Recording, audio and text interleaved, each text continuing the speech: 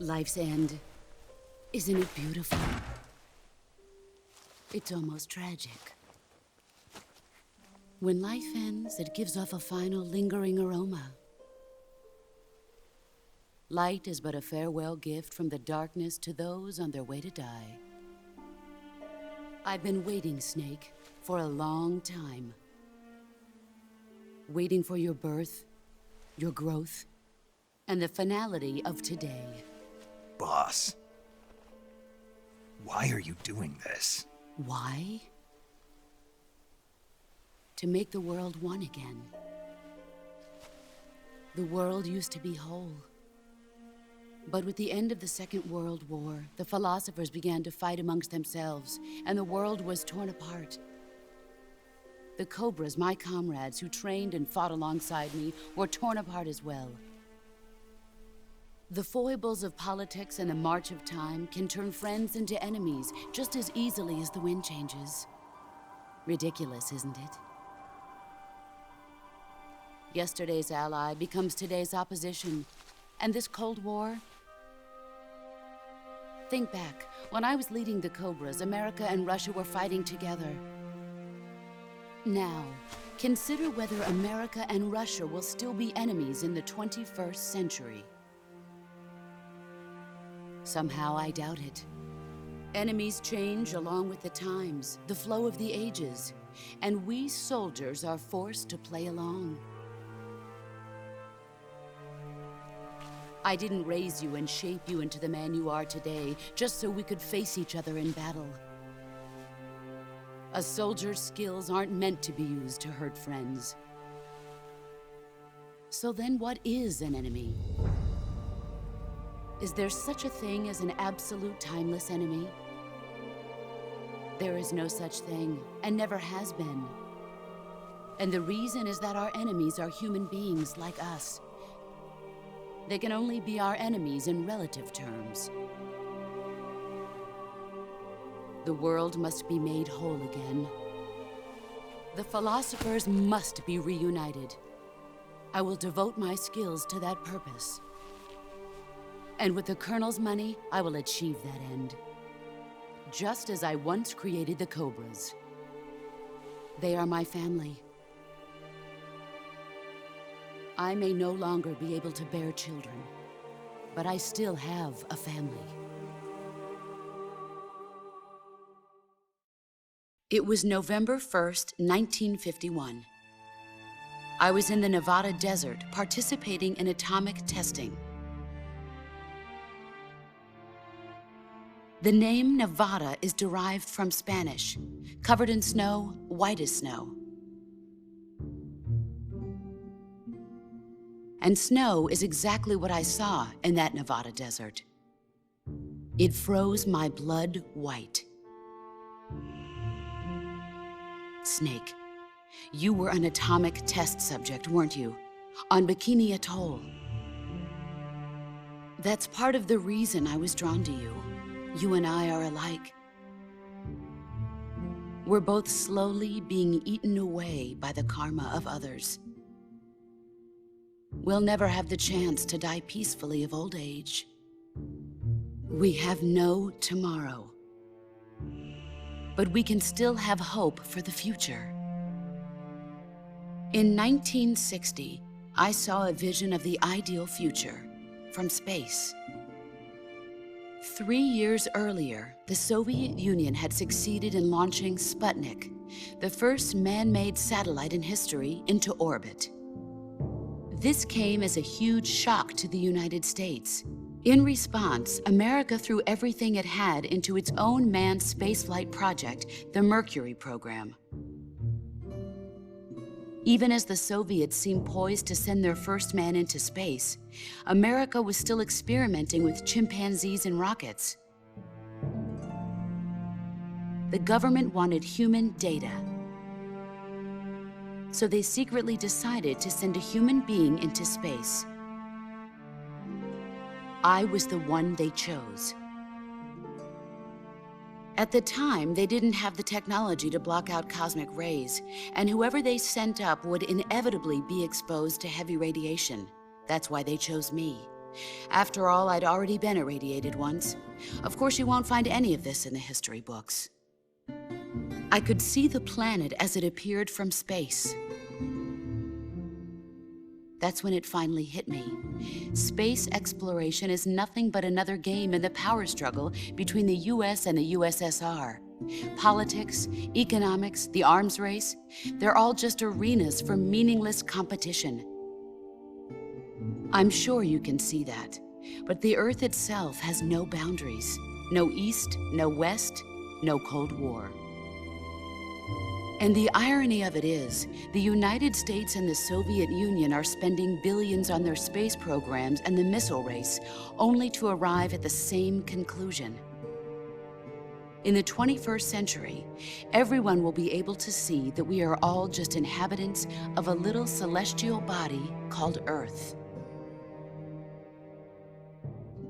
A world without communism or capitalism, that is the world I wanted to see.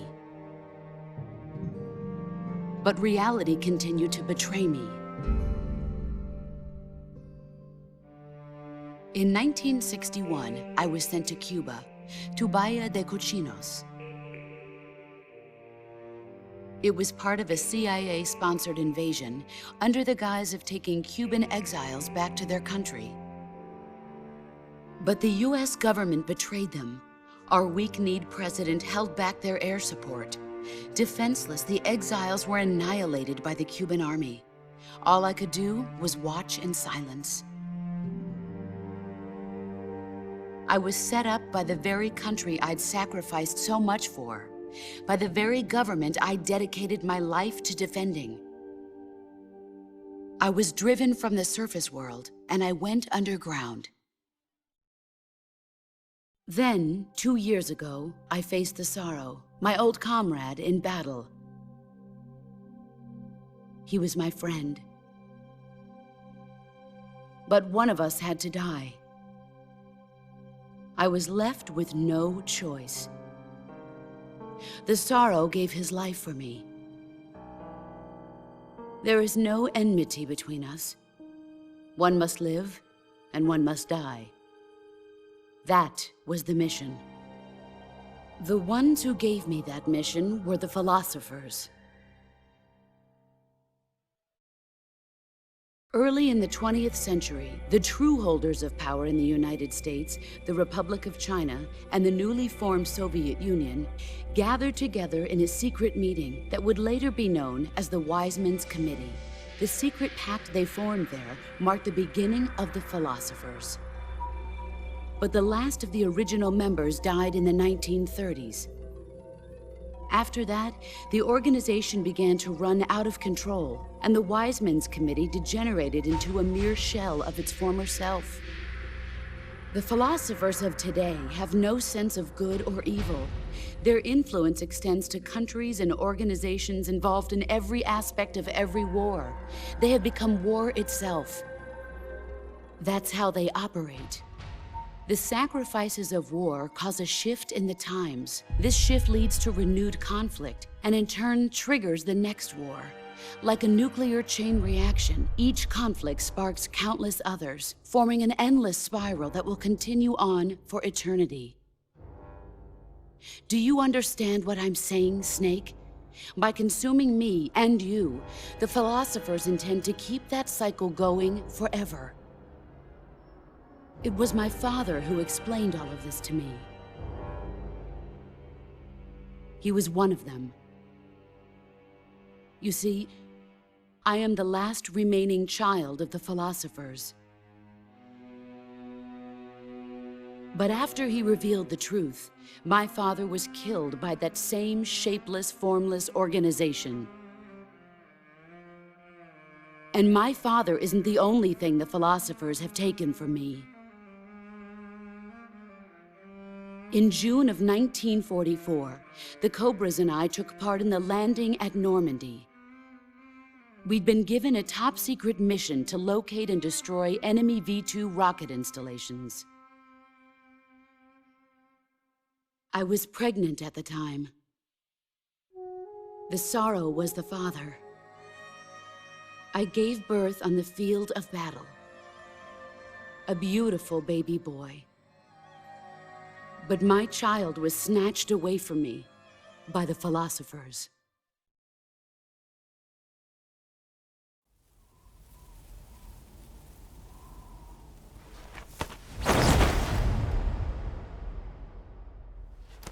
Look at this scar. This is proof that I was once a mother. I gave up my body and my child for my country. There is nothing left inside me now. Nothing at all. No hatred, not even regret. And yet sometimes at night, I can still feel the pain creeping up inside me, slithering through my body like a snake.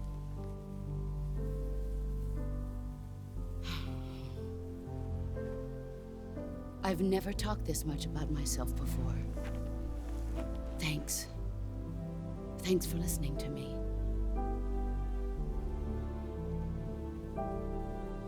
I feel content. Snake? Commence the operation. I raised you. I loved you. I've given you weapons, taught you techniques, endowed you with knowledge. There is nothing more for me to give you. All that's left for you to take is my life, by your own hand. One must die, and one must live. No victory, no defeat. The survivor will carry on the fight. It is our destiny. The one who survives will inherit the title of boss.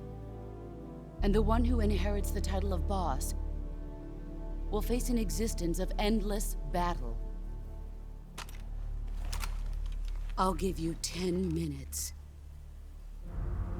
In 10 minutes, MiGs will come and bomb the hell out of this place. If you can beat me in less than 10 minutes, you'll be able to escape in time. Let's make this the greatest 10 minutes of our lives, Jack. Boss. You're a soldier. Finish your mission. Prove your loyalty. Face me. I come.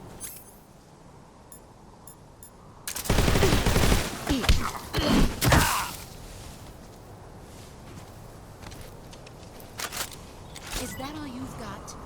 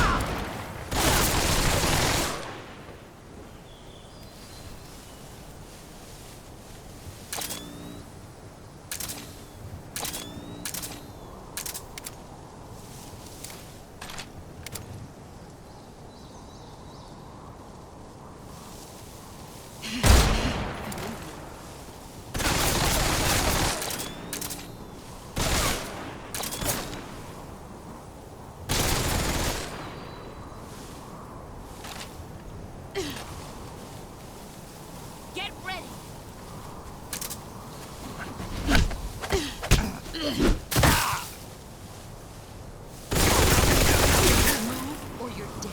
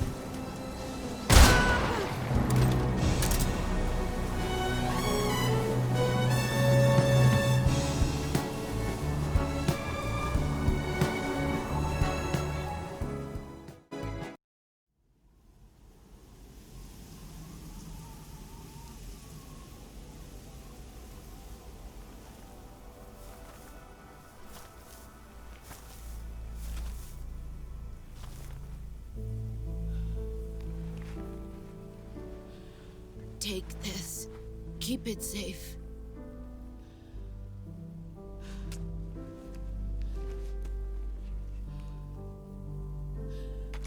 It's our only hope.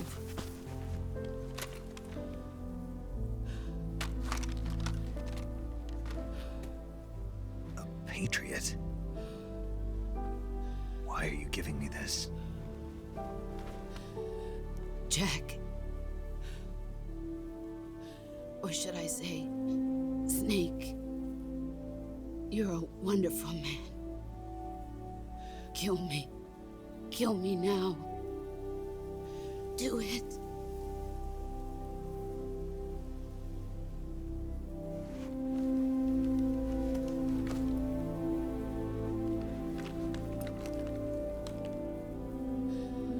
There's only room for one boss and one snake.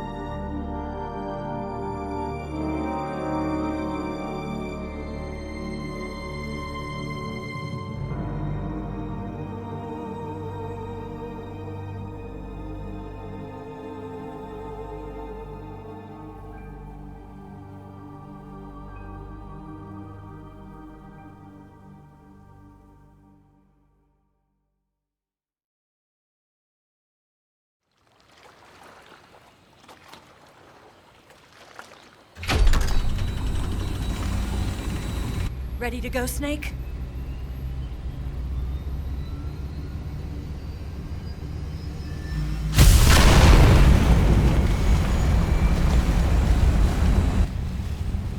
Are you okay? Snake? Yeah.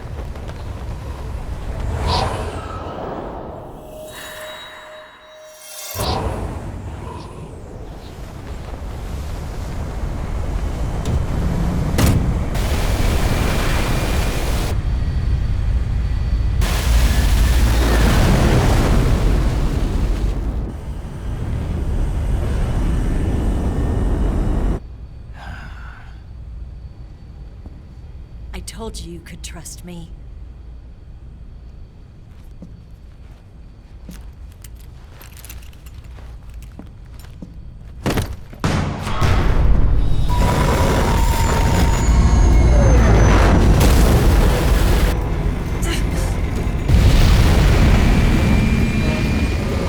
Snake!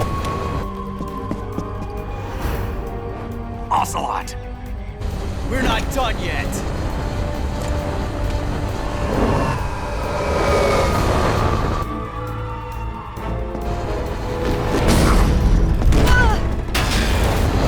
Damn!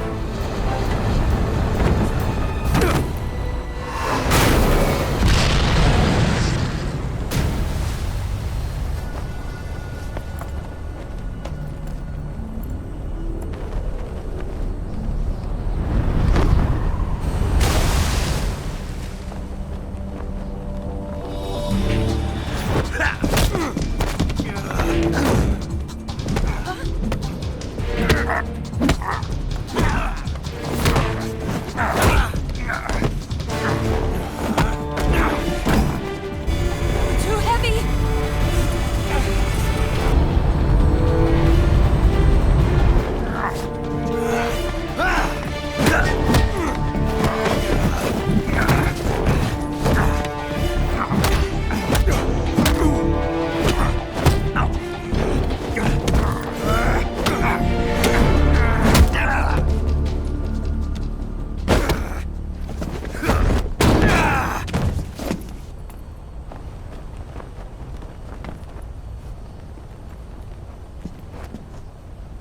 Snake, try to remember some of the basics of CQC.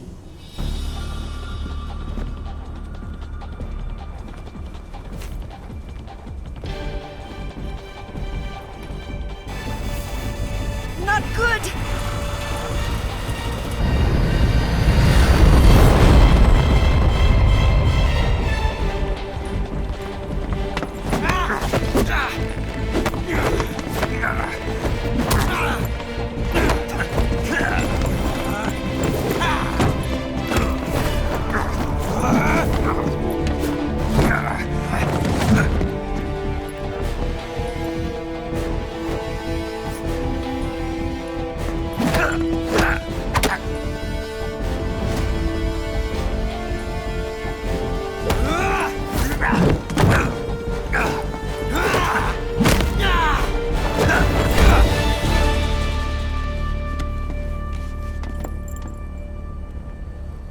I picked up a few new moves.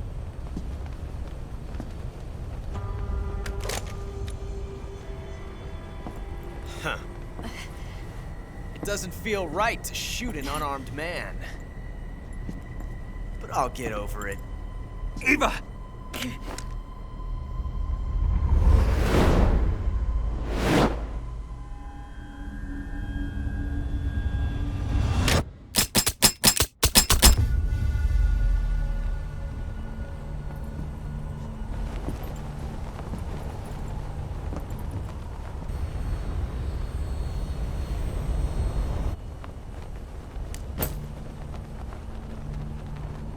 What do you say to one last showdown? Yeah, all right.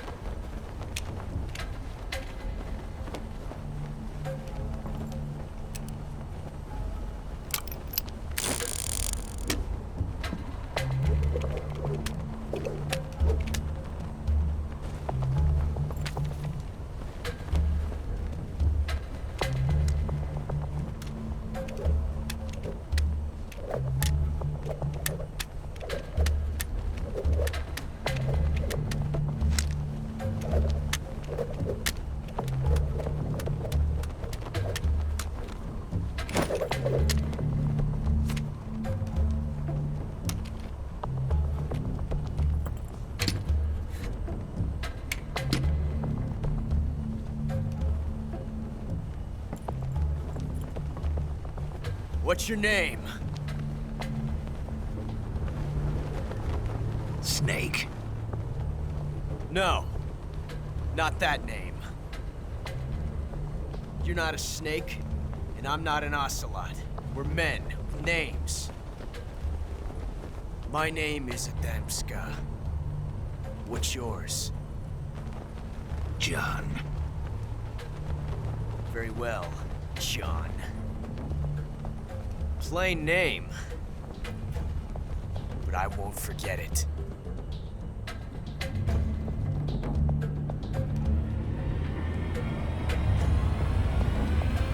Come on!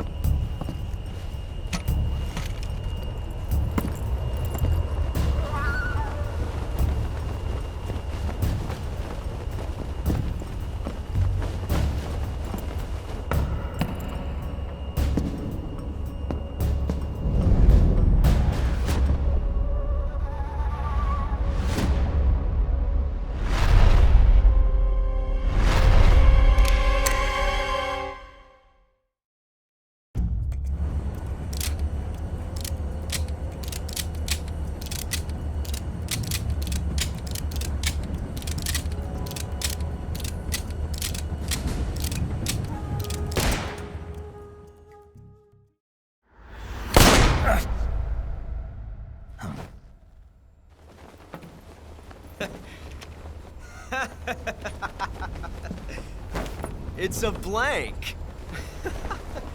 Oh, that was fun.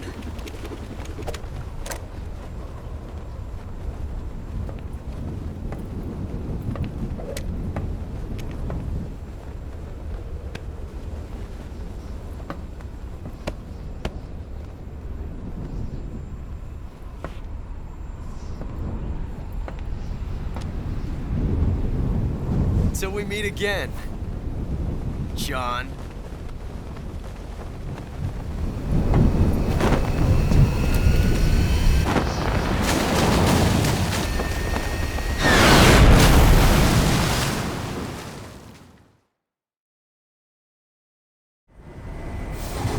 Snake! Give me a hand! Pull!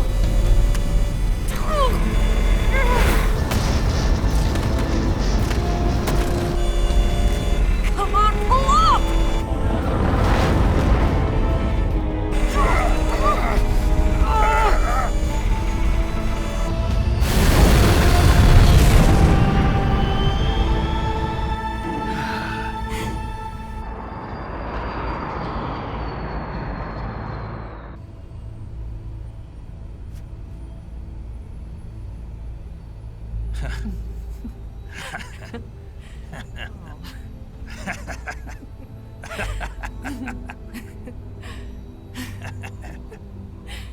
We made it. Yeah, we sure did.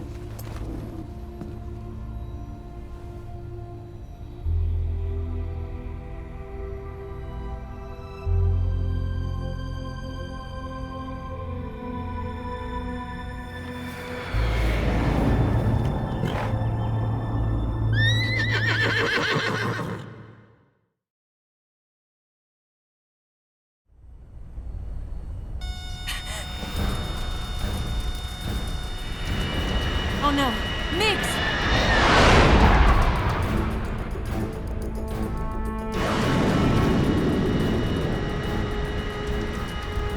There's no way out! What are we gonna do? We've come too far to let them stop us now. Those things have got to be armed. It's no use. There's no way we can outmaneuver them.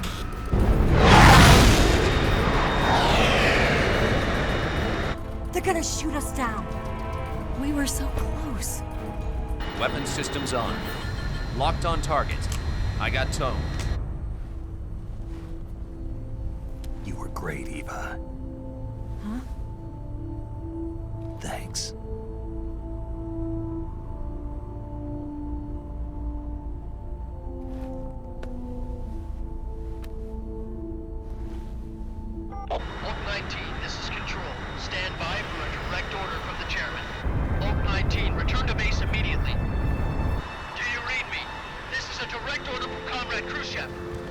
to base immediately. Vault 19, do you copy? Understood. Aborting mission. RTB. Look! The MiGs are turning back! Woo!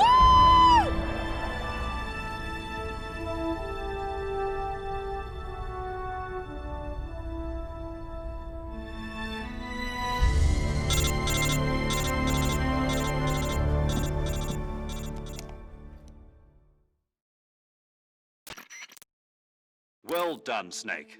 The MiG's disengaged. Most likely under orders from Khrushchev. Is this his way of helping us? Who knows? Maybe he didn't want things to get messier than they already are. Or maybe he just wanted us to owe him one. The important thing is, you made it out alive. As long as Khrushchev is with us, I don't think they'll be coming after you. It should be smooth sailing all the way to Alaska. I'm sending someone out to Galena Base to meet you. To meet me? The DCI and the President himself are waiting at Langley. Don't keep them waiting.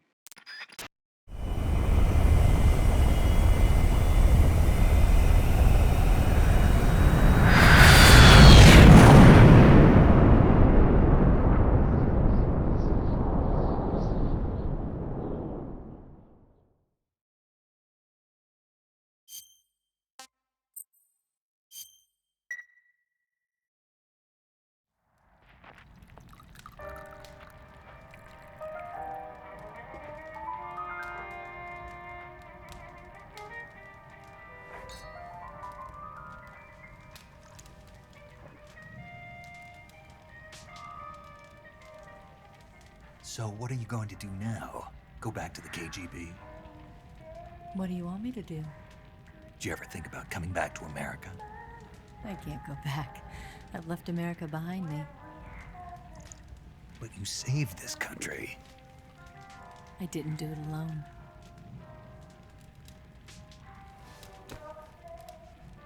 And I still owe you a dinner.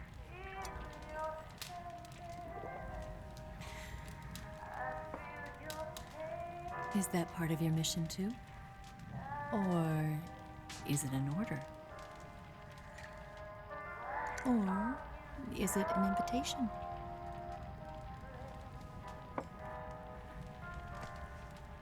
Or a proposal? I don't take orders from anyone now.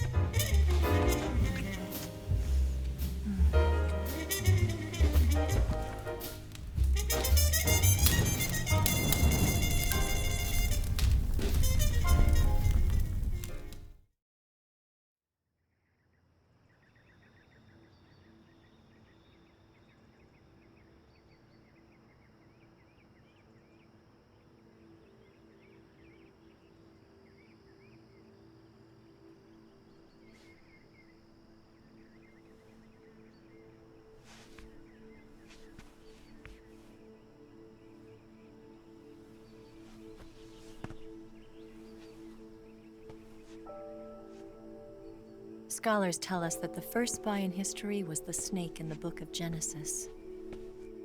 In that story, it was Eve who was tempted by the snake in the Garden of Eden. But this time around, it was I who tempted the snake and got away with the forbidden fruit of knowledge. Forgive me, Snake.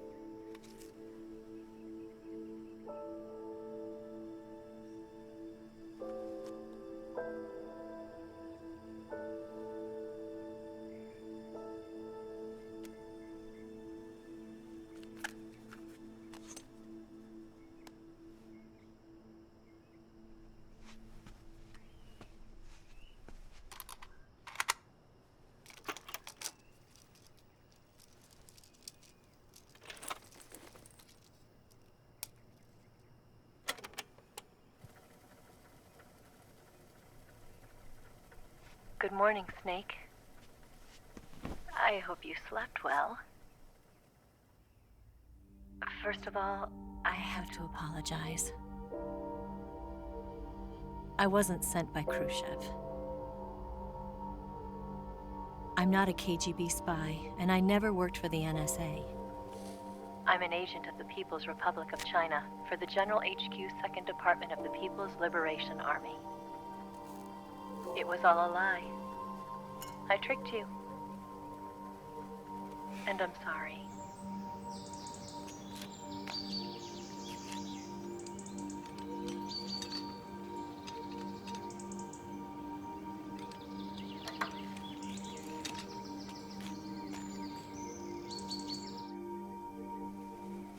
The philosophers still exist in China, too. You see, my mission was to find out where Volgin was hiding the philosopher's legacy and steal it. So I infiltrated his base as a KGB spy. The 2 NSA codebreakers who defected in 1960 were actually both men. The real Adam never showed up at the meeting place, saving me the trouble of having to eliminate him. I sneaked in by pretending I was Eva. And you and Sokolov and Volgin, you all believed me. The philosopher's legacy was originally held in common between the US, Soviet Union, and China. We couldn't let the Russians and the Americans take it all for themselves. The Chinese government had its eye on the legacy, too.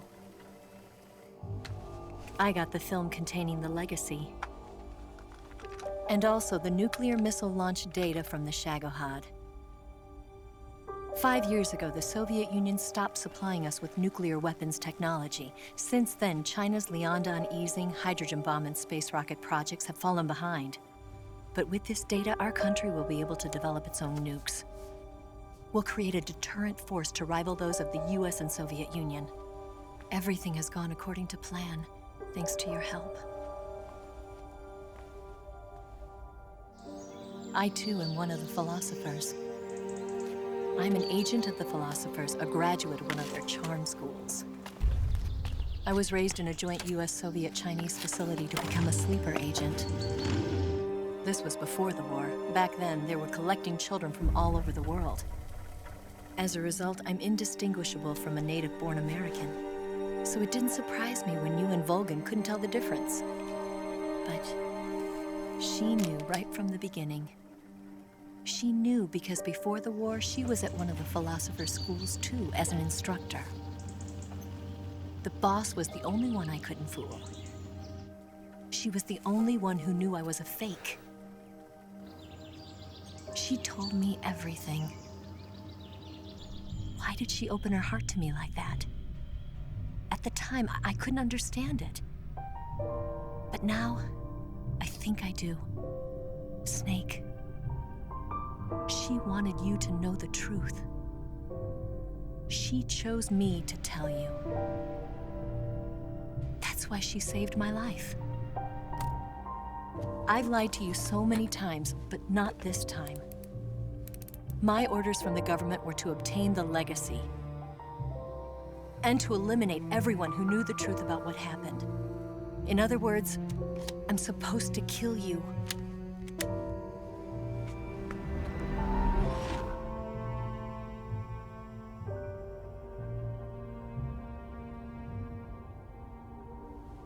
But I can't do it. Not because we loved each other. And not because you saved my life. But because I made a promise to the boss. And I intend to keep it. I just wanted you to know. And you have to live.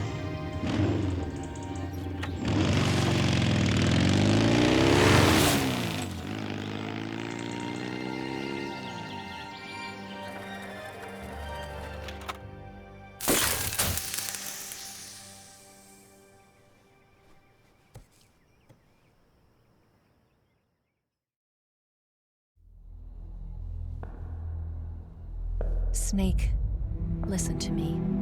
She didn't betray the United States. No. Far from it.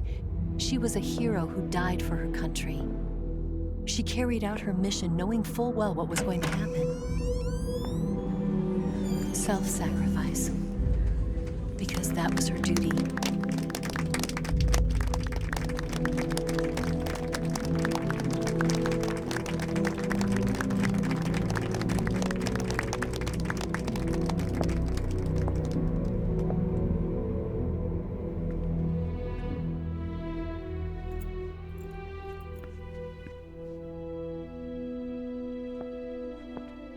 You are above even the boss. I hereby award you the title of Big Boss.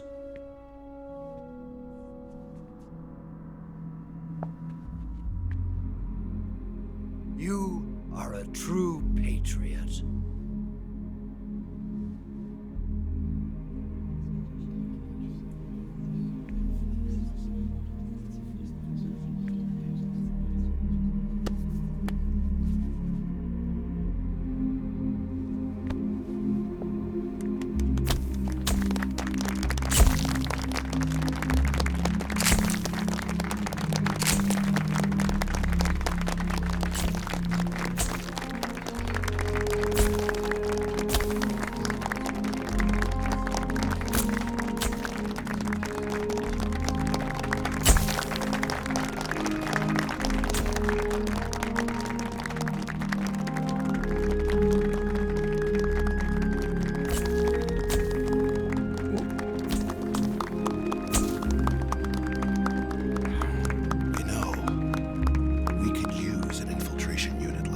in the Army.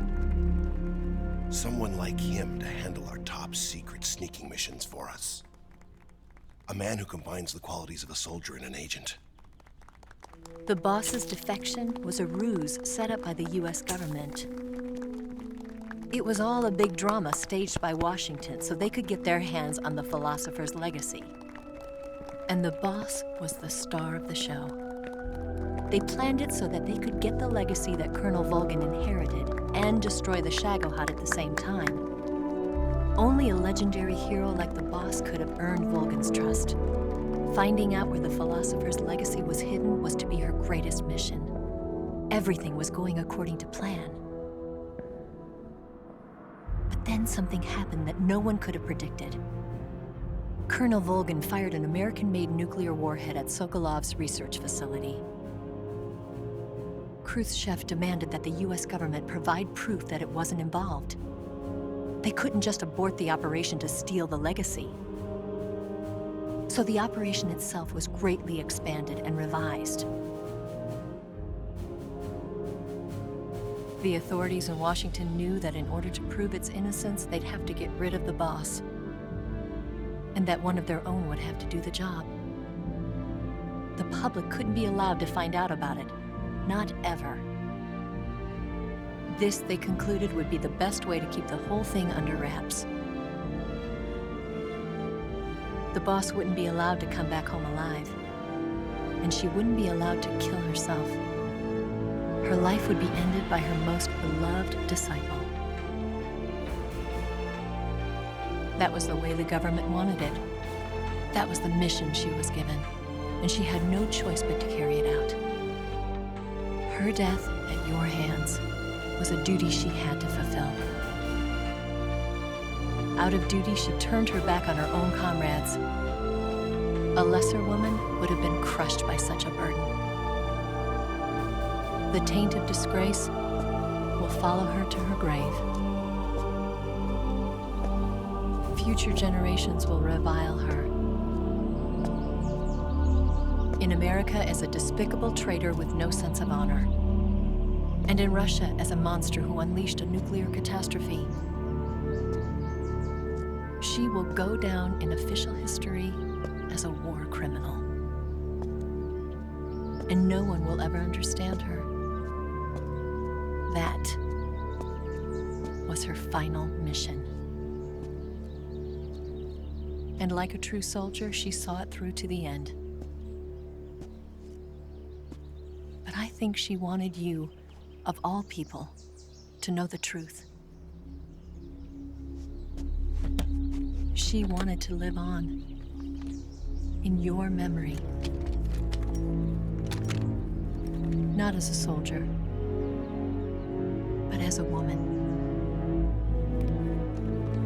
But she was forbidden to tell you herself. And that's why she told me. Snake, history will never know what she did. No one will ever learn the truth. Her story, her debriefing, will endure only in your heart.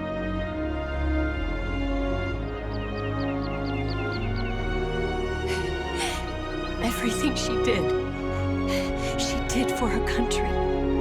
She sacrificed her life and her honor for her native land. She was a real hero.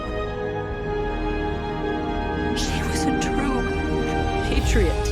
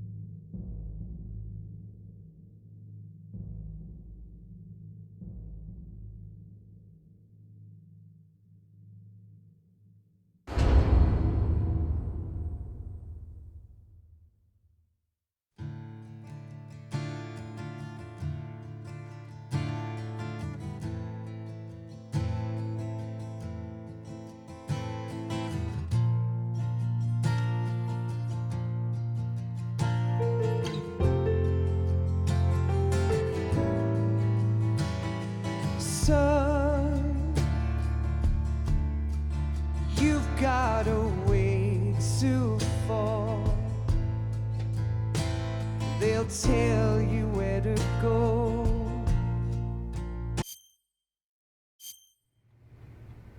Yes, Grozny Grad and the Granin Research Facility have both been wiped out without a trace. I understand, sir, but they were necessary sacrifices. Yes, the CIA has taken care of the boss themselves. I believe the White House will be satisfied. Khrushchev is finished. Your time has finally arrived. Yes, the American president is relying on us to keep a lid on the whole affair. We've got him by the balls. It should make a valuable trump card in future negotiations. Yes, Chief Director, of course. I'll keep the KGB informed.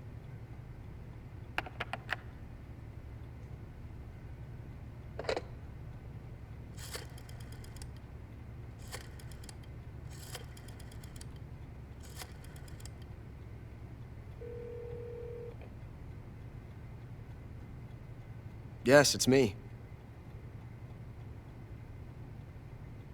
The boss has accomplished her mission. The philosopher's legacy is now safely with us, in America's hands. With this money, yes, the philosophers can finally be revived. The film we handed the Chinese was a fake. Peking must be in an uproar right about now. I'm afraid so. Only half the money has made it back to the United States. The KGB must still have part of the legacy. Yes, the weapon has been reduced to ashes. That's right. Grozny Grad has been obliterated by the Davy Crockett we brought in as well. Yes, that was the boss's work too. Speaking of which, I've obtained something from Granin that you might find interesting. It's a revolutionary new nuclear attack system. Perhaps it might just come in handy someday. Yes, we have Snake to thank for that. Khrushchev believed it as well. Yes, they bought our story. I don't think they'll be making a fuss. The secondary alert has been lifted as well. And the Soviets still haven't discovered my true identity. They have no idea that I've been triple-crossing them. I will continue my activities as a contact for the new government. Yes, it appears that no one knew that I was Adam. Of course, I'm always at the CIA's disposal, Mr. Director.